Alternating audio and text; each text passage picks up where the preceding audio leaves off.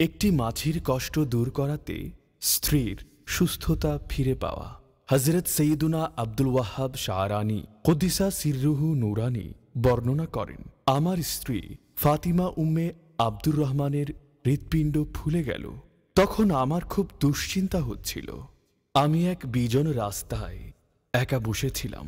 তখন কেউ যেন বলে উঠল, তোমার সামনে থাকা ছিদ্রের মাঝে এক মাছিকে মাছি শিকারী প্রাণী থেকে বাঁচাও, আমি তোমার স্ত্রীকে কষ্ট থেকে মুক্তি দেব। আমি গিয়ে ছিদ্রটা দেখলাম, তাতে আঙ্গুল ঢোকানো সম্ভব ছিল না। একটি কাঠি নিয়ে ভেতরে ঢোকালাম এবং মাছিসহ ওই প্রাণীকে বের করে আনলাম। তা ছোট কোনো কীট পতঙ্গ হবে হয়তো। ওইটা মাছির গায়ে লেপ্টেছিল আর মাছি ব্যথায় ছটফট করছিল।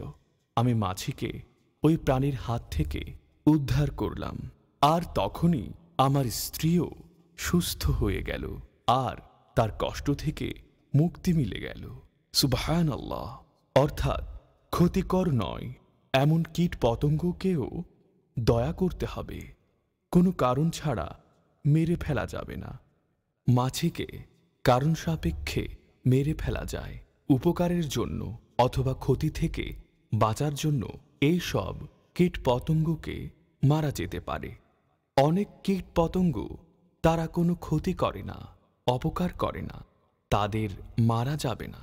শরীয়তে এর অনুমতি নেই। এখানে মাছিও অন্তর্ভুক্ত, কিন্তু পরিচ্ছন্নতার জন্য বা এর অপকারিতা থেকে বাঁচার জন্য এরকম ক্ষেত্রে মেরে ফেলা যাবে। আল মিনানুল কুবরা আল বাবুস সাবিহ পৃষ্ঠা ৩০৫ বর্ণিত এই শিক্ষামূলক ঘটনা আমাদেরকে বারবার এই দয়া করার উৎসাহ দিচ্ছে।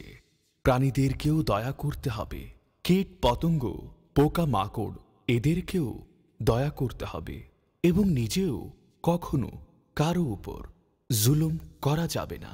যদি কোনো মাছি অথবা কোনো কীট পতঙ্গের উপর জুলুম হয় তখন তাকে উদ্ধার করতে হবে।